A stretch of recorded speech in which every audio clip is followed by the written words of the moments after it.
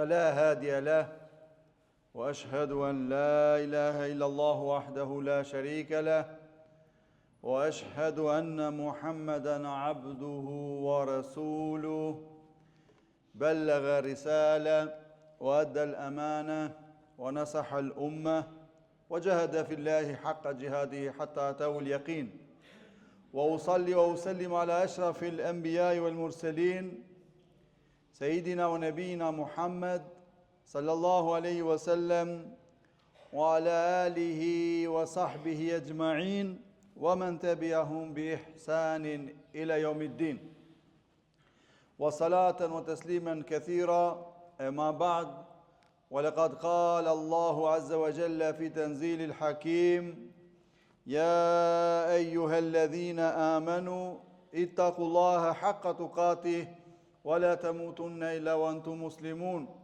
يا أيها الذين آمنوا اتقوا الله وقولوا قولا سديدا يصلح لكم أعمالكم ويغفر لكم ذنوبكم ومن يطع الله ورسوله فقد فاز فوزا عظيما فإن الأصدق الحديث كتاب الله وخير الهدى هدي محمد صلى الله عليه وسلم وشر الأمور محدثاتها وكل محدثة بدعة وكل بدعة ضلالة وكل ضلالة في النار. Ska dyshim se të gjitha falenderimet, bindjet për uljet në nështrimet janë vetëm për Allahun Azza wa Jall, Allahun Subhanahu wa Ta'ala, Allahun krijuesin e gjithçkaje. Atë e falenderojmë, për ati ndihmë dhe falje kërkojmë mbrojtje për Allahu të lartë madhëruar, të na ruaj prej çdo punë që kryejmë jo të hishme me dije apo pa vedije, atë të cilin Allahu xhele xhelalu e udhëzon në këtë udhëzim madhështor, nuk ka askush që ta largojë nga kjo mirësi kaq e madhe. Dhe me të cilin nuk zbret udhëzimi Allahu xhele xhelalu, nuk ka askush që ta drejtojë dhe orientojë për në rrugën e drejtë. Vërtetoj dëshmoj me bindje të thellë se nuk ka hyjni tjetër që meriton të adhurohet përveç Allahu xhele xhelalu, dhe vërtetoj dëshmoj se Muhammed Mustafaja sallallahu alaihi wasallam është rob dhe i dërguar i Allahut, ai e përcolli mesazhin, e plotësoi amanetin dhe sakrifikoi dhe luftoi për këtë fe deri në fundin e jetës tij. Paqet, selamet, salavatet, përshëndetjet më të përzemërta le të jenë pra mbi më të mirën e krijesave, mbi Muhammed Mustafa sallallahu alaihi wasallam, mbi familjen e tij të ndershme, mbi shokët e tij besnik dhe mbar pasuesit e tyre deri në ditën e fundit.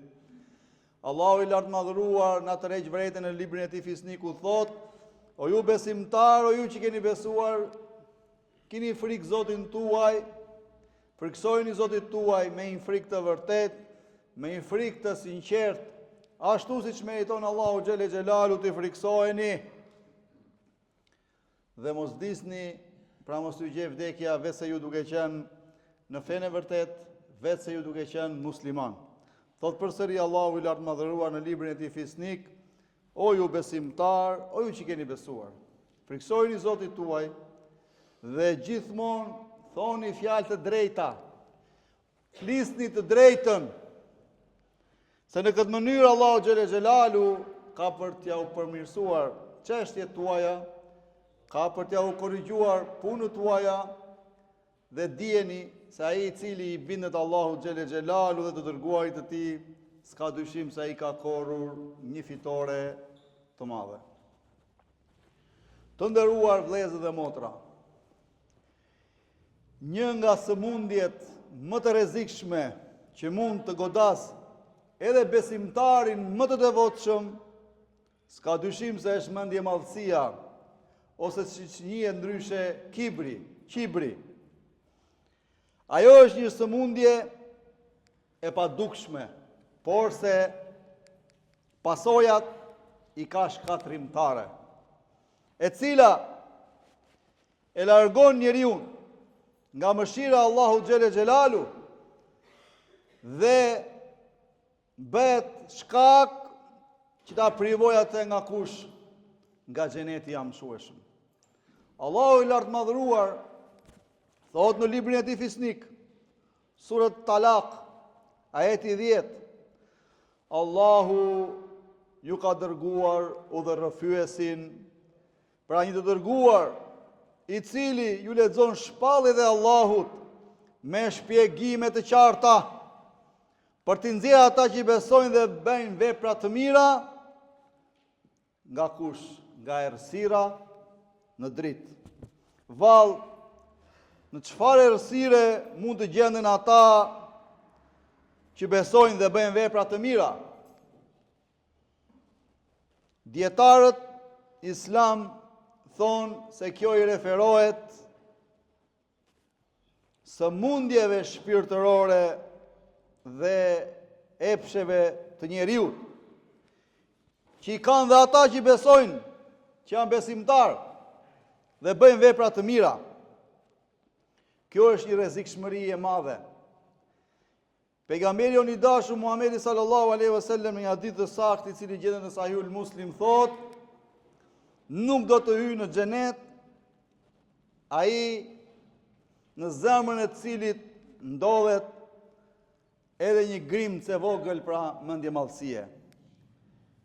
Kjo sëmundje, si thamë, nuk i godet vetëm jo besimtarët. Edhe besimtari, edhe ai që bën vepra të mira mund të bie në kurthin, në gafletin e mendjemadhësisë, nëse ai nuk e pastron zemrën e tij. Kjo ndodh atëherë kur njeriu fillon të mendoj se çdo sukses i tij në jetën e kësaj dynjaje, në jetën e kësaj bote, është rezultat i mendjes dhe i punës së vet, duke rrahur gjoksin dhe duke harruar se gjithçka e ka dhurat nga Allahu Dhul Xhelal. Përpara se njeriu ta shpreh dhe ta manifestoj haptazi mendjemadhësinë, s'ka dyshim se asaj do t'i prinë ose do t'i paraprin dy faza. E para është ndjesia në zemrën e tij, sepse ai ka e përsi ndaj të tjerëve. Pra ai duket vetë e pror ndaj të tjerëve, ka e përsi në çdo situatë, në çdo gjendje, në çdo vend, edhe në një mezhlis, don të marrë vëmendjen e njerëzve. Nuk i lën rradh njerëzve të flasin, sidomos më të moshmëve, më të diturve, por do të jetë në qendër të vëmendjes. Ndërsa faza tjetër është e shfaq atë në sjellje e në veprime, duke qenë i vrazhd, duke mbajtur kokën gjithmonë lart, duke mos i pranuar këshillat, duke e shfaqur veten më i mirë se të tjerët, po kjo është rrezikshmëri e madhe dhe shembull më i qartë për këtë është Iblisi, lanetullahi alayhi, shejtani i mallkuar, të cilin Allahu xhelle xhelalu e shkatroi me mendjemadhësinë e tij, ku thot në surat Al-A'raf, ajeti 12, unë jam më i mirë se ai, tha Iblisi, pra e kishte fjalën për Ademin. Sepse ti mua më ke krijuar, i tha Allahut, nga zjarri, kurse atë nga dheu. Përveç se këtë radhë Iblisi ishte arrogant, mendjemadh, po prap gënjeu dhe nuk tha të vërtetën. Sepse dheu është më i mirë se sa zjarri. Dheu është më i mirë se sa zjarri. Sepse prej dheut mbin bima, mbin drithrat që ne ushqemi, mbin perimet.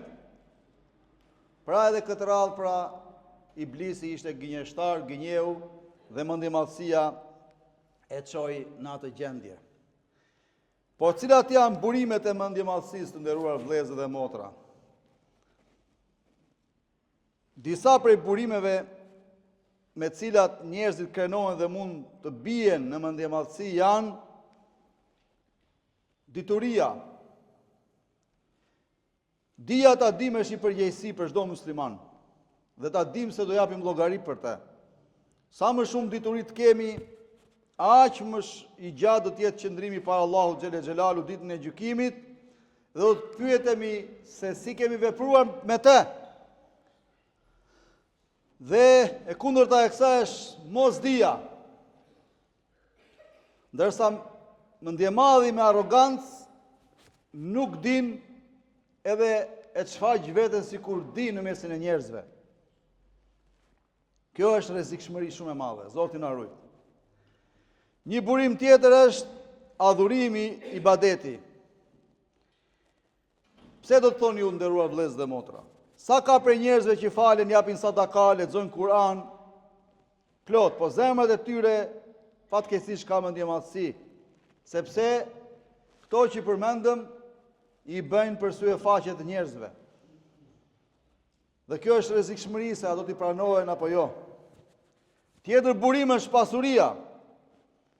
Për pasurinë halal, njeriu do të pyetet ditën e gjykimit. Për fitimin halal, ndërsa për fitimin haram, s'ka dyshim se do të ndëshkohet. Për gjërat e tjera njeriu do të pyetet vetëm nganjëherë përpos pasurisë, për të cilën do të pyetet dy herë, që do të thotë si e fitoj dhe si e shpenzoj ose ku e shpenzoj. E si të jetë njeriu mendjemadh nderuar vëllezër dhe motra. Tjetër burim është prejardhja. Dikush mund të tregohet arrogant ose mendjemadh duke rrahur gjoksin në bazë të prejardhjes së tij. Me këtë arsye ai mendon se do të ngrihet lart mbi të tjerët. Po harrojmë që të gjithë jemi bijtë të Ademit. Dhe më i miri ndër jush, ka thënë pejgamberi sallallahu alajhi wasallam, është ai i cili është më i devotshëm. Ai që është më i devotshëm është më i mirë tek Allahu xhelalu xhelalu. Le të jetë ai fakiri më i madh. Fukarai më i madh le të jetë. Në një fis i ulët le të jetë. Mos ta ketë periudhë nga një fis i dëgjuar, i njohur etj. I ulët qoftë. Po të jetë më i devotshëm, ai është më i mirë tek Zoti. Nuk llogaritet njerëzit tek Zoti dhul xhelal me pasuri, me prejardhje, me tarafe, misi. Sepse prejardhja është diçka që askush nuk e zgjedh vetë.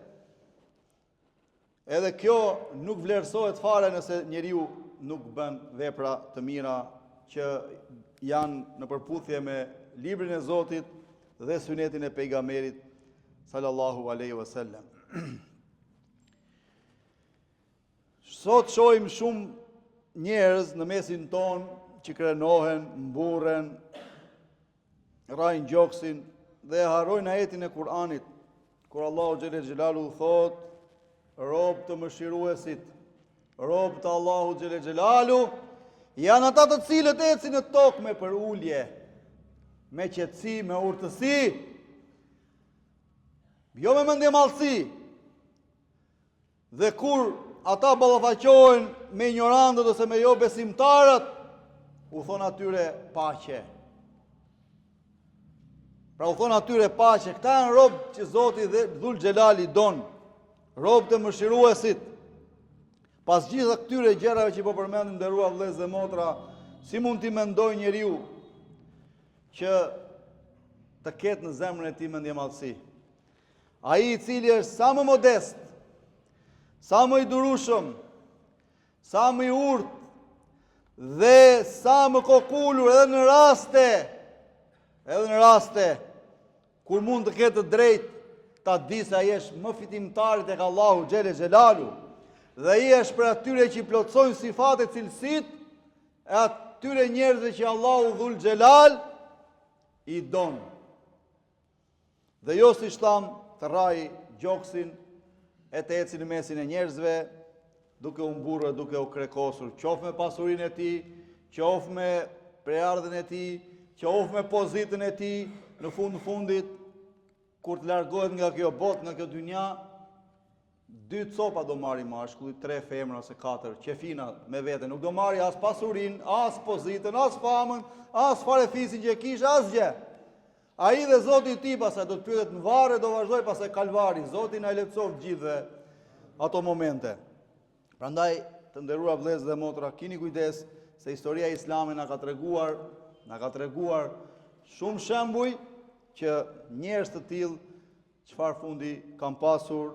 أقول ما تسمعون وأستغفر الله لي ولكم من كل ذنب وسوء فاستغفروه إنه هو الغفور الرحيم.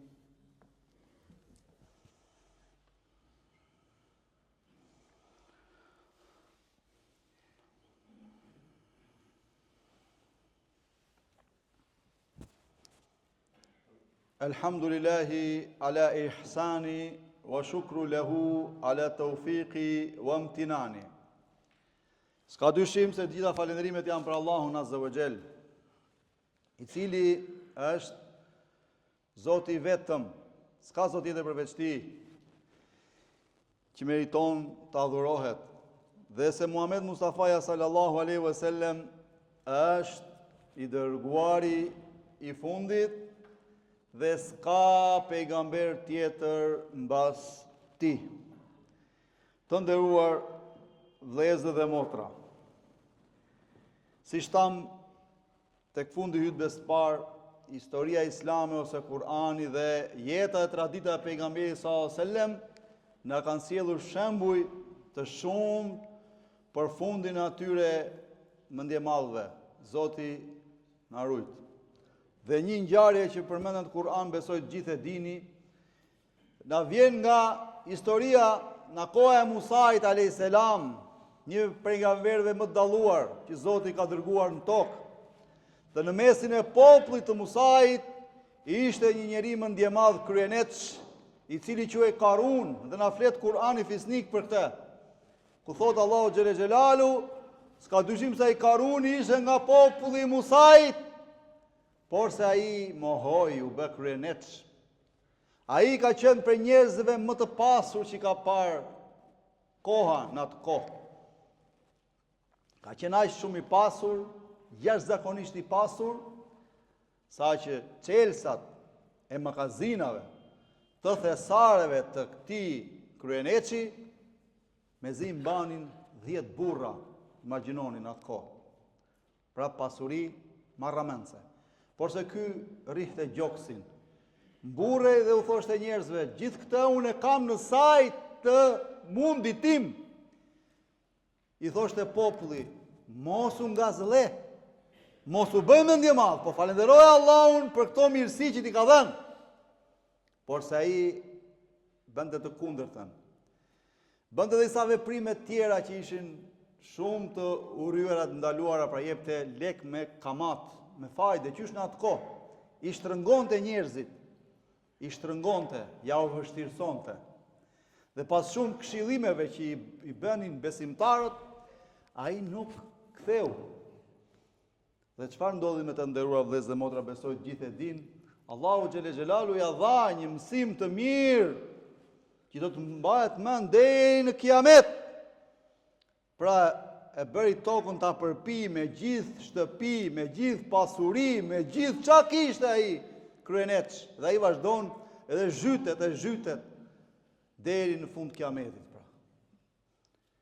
Prandaj do të kemi shumë kujdes, nderuar vëllezër dhe motra, nga këto sëmundje se janë shkatërrimtare. Muslimani nuk është krijuar për dynja. Muslimani është krijuar për ahiret. Lidhe zemrën tënde me ta mëshueshme, me të përjetshme, se kjo botë është kalimtare. Kjo botë sa do jetoj njeriu, do t'i vi fundi një ditë. Gjithse cili prej nesh do t'i mbylli dhe sapet me këtë botë. Ai i cili ka qenë besimtar i sinqert tek Zoti, ka qenë kokullur, fjalë pak dhe punë shumë me ato gjëra që i kënaqin Allahun dhe dërguarin e Tij, ai do të jetë për atyre që do të buzëqeshin atë ditë ku gjithë secili prej nesh do të ketë nevojë jashtëzakonisht. Prandaj s'dua të zgjatem shumë, nderuar vëllezër dhe motra, të harxoj nga koha e çmuar, Po e lusë Allahun Azza wa Jell me emrat e tij të bukur, cilësitë e tij të përsosura absolute, na bëjnë ne sa më modest. Të heqë çdo grimës mendjemadhësie nga zemrat tona. E lusim Allahun na bëj besimtar devotshëm, na bëj ndjekës dhe pasues të Muhammed Mustafa sallallahu alaihi wasallam. E lusim Allahun që të ndihmoj muslimanët dhe muslimanet në mbar botën që janë, sidomos vëllezërit dhe motrat tona në Palestinë, në Gaza, mos i harroni ata në duat tuaja. E lusim Allahun të mëshirojë gjallët tanë, të vdekurit tanë. Wa sallallahu ala sayyidina Muhammad